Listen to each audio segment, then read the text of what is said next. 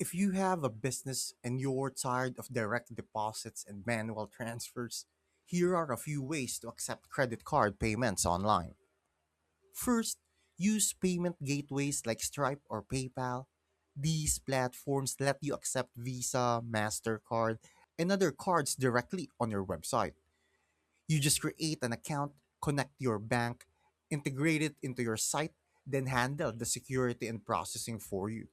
Second, if you're using an online store builder like Shopify, it already has a built-in payment options. You can activate Shopify payments or connect third-party providers in just a few clicks. No coding needed. Third, if you don't even have a website yet, you can send payment links.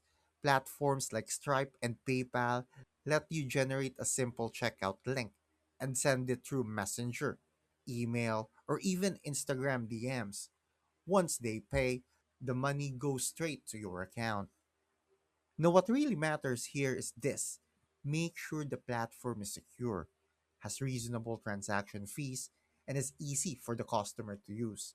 The smoother the checkout, the higher your chances of getting paid. That's it. Thanks for watching. Make sure to subscribe for more useful content.